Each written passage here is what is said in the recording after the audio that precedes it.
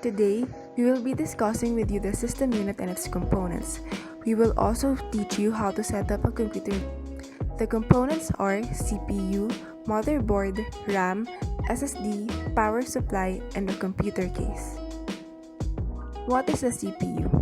A CPU is considered the brain of the computer because it processes all the instructions given to the device. Alongside with this, the main function of the CPU is to store data, immediate results, and it controls all the operations on the computer. These are the prices and availability of a CPU chip in the market.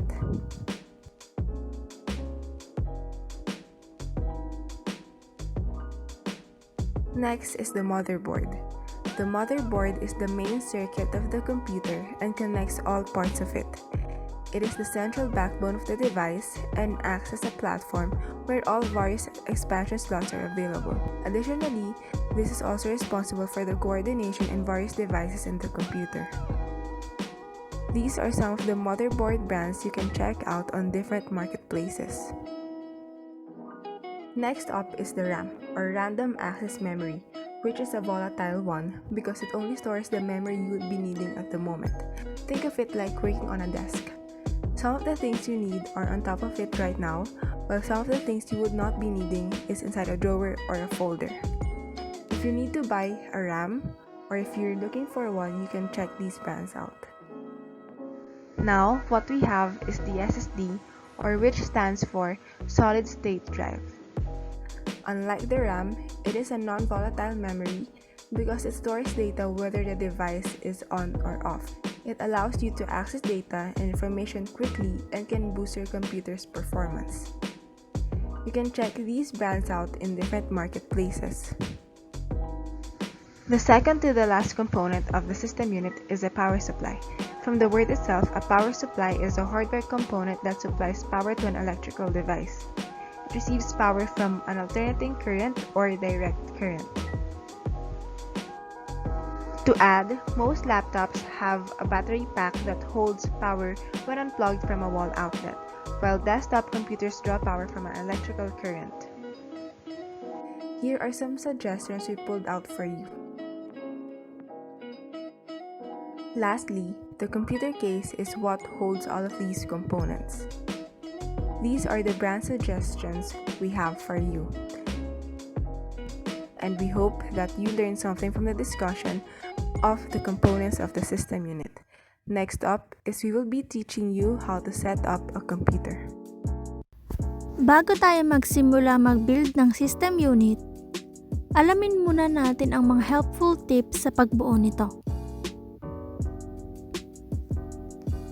Number 1. Before you do anything, determine the purpose of your build. Alamin muna kung para saan ba ang pagbuo ng sarili mong system unit. Gusto mo ba yung parang pang-gaming o pang-work? O di kaya naman ay for school purposes? Siyempre, dapat alam mo ang rason ng pagbuo mo ng PC. At dahil dito, kailangang magdesisyon ng mabuti dahil dito din nakadepende ang pagbili mo ng mga components ng computer. Number 2. Pick a side. Intel or AMD? Ang Intel at AMD ay parehas na processor chip at nagsisilbing core at brain ng computer. Sila ay magandang processor kung sasabihin natin. Ang Intel ay pang multitasking work at pwede rin sa konting gaming, habang ang AMD naman ay pang gaming at creative task katulad ng video editing. Mas magandang bilhin ang mga latest at current generation na processor ngayon. Clock speed ang importante sa CPU kaysa sa core numbers nito. Tapos, huwag ipagsama ang strong CPU sa weak storage, pati na rin sa kulang na RAM at mababang graphics. Number 3. Make sure all the components you buy are compatible with one another and your budget. Marami kasing components ang system unit at mayroon silang iba't ibang variety na pagpipilian pero hindi lahat ay compatible sa isa't isa. Kung magkaibang type ang binili mong components, kunwari, mababang RAM at high-end CPU, ito ay maaaring hindi gumana dahil hindi sila compatible. At importante rin ang pagbabudget sa pagpili ng components. At number 4, prepare your working space as well as your tools for assembling. Ihanda ang mga working tools katulad ng mga screws at screwdriver para sa pagbuo ng system unit. Pati linising mabuti ang lugar kung saan bubuuin ang computer. Kailangan din na malawak ang pinagbubuuan ng computer at hindi sikip para hindi mahirapan. Ngayon ay magbubuo na tayo ng system unit. Computer assembly steps for beginners. Step 1. Lift the lever, then place the CPU that match the mini triangle to the triangle on the socket. After placing, check if the CPU is placed properly and pull down the lever. Step 2. Place the cooling fan above the CPU and align the holes to the pins correctly. After placing, push down all 4 corners of the fan.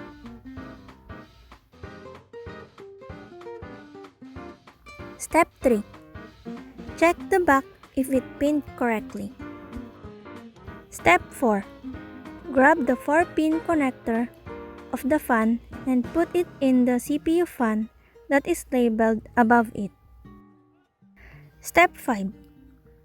After the CPU section, let's go to the RAM slots. We are going to place the RAM into matching colors.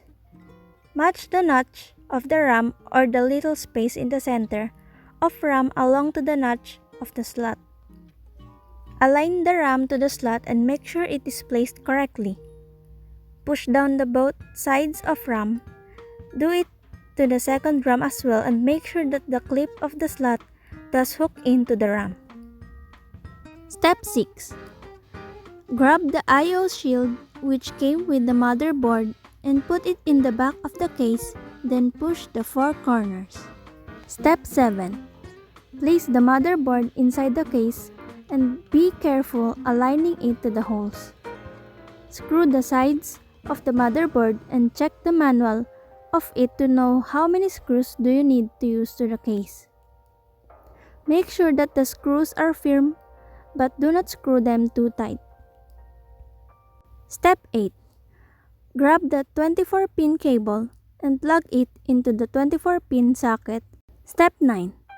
Plug in the USB 3, USB 2, and HD audio to their respective sockets. Step 10. For the SSD and hard drive cable, plug them to the 2 seats cable. Step 11. Plug in the I/O cables to the bottom right side of the motherboard. Step 12.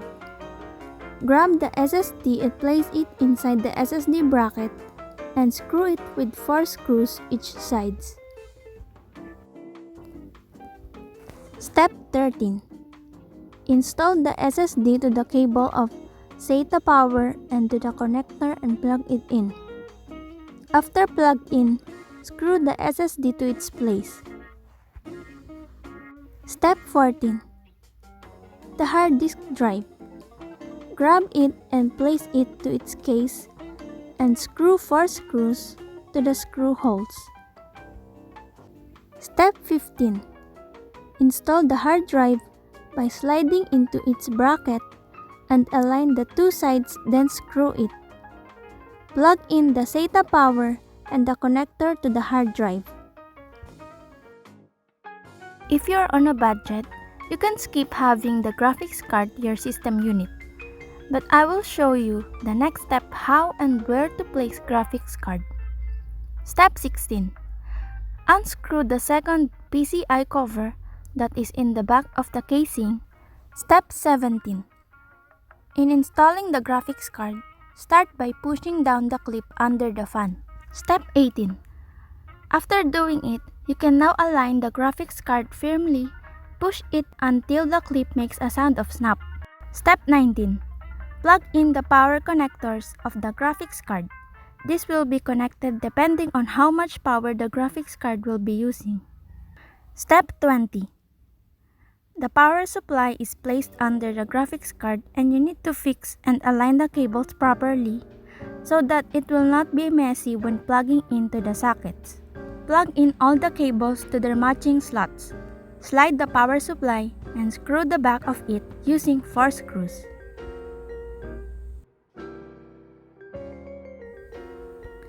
And the last step, after placing all the components, gently close the casing and slide the one side of it to be secured. Now you know how to build your own system unit. You can now place it beside your monitor and connect all the peripheral cables to the system unit.